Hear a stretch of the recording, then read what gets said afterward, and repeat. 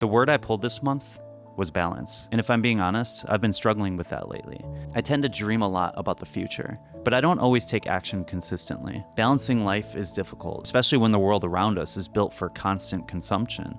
I can pave the path to get there in my mind, but in order to actually take the path, I need to place the stones, one at a time. You can't just toss them all in the air and expect them to land perfectly. I've been trying to balance work, intentional time with my wife, creative projects, my health, because I love the person I am when I am consistent. But sometimes it gets so overwhelming that I choose to do none of it. Then the guilt sets in. If I was working my 9 to 5, I wished I was working on my personal projects. If I was working on my personal projects, I felt like an imposter if I didn't meditate, journal, or work out. And if I was sitting on the couch with my wife, my mind would be calculating the next project. I was physically there, but completely absent from the person I care about the most.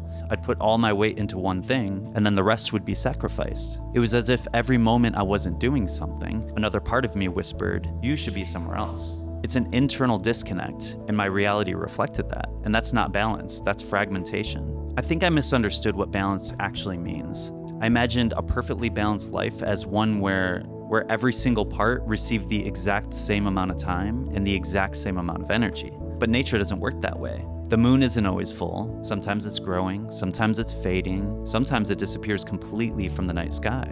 Yet we never look at a crescent moon and view it as incomplete. We never expect every season to look like summer. Nature doesn't try to do everything all at once. It moves in a rhythm, and what always comes back is the light after the dark.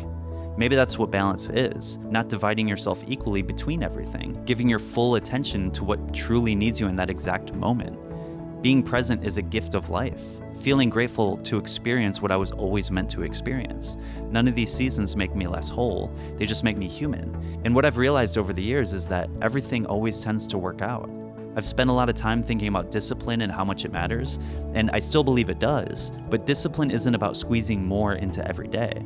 It's about returning to what matters, again and again. Not with perfection, but with intention. Balance isn't standing perfectly still, it's making small adjustments every day. Just like walking, every step is a tiny act of catching yourself before you fall. Maybe life works the same way. Maybe burnout doesn't happen because you're carrying too much. Maybe it's because we believe we have to carry everything, all the time. So this month, I'm asking myself a different question. Not how do I fit everything into today, but what deserves my full presence today? Because when I'm fully present, I'm not divided between 10 other things. It means when I shut the camera off or close the laptop, I'm entirely done. It means giving my wife my undivided, uninterrupted attention. That's worth far more than a day of being half present with a wandering mind. A temple isn't built by placing every stone in a single day. It's built by placing one stone, then another, then another.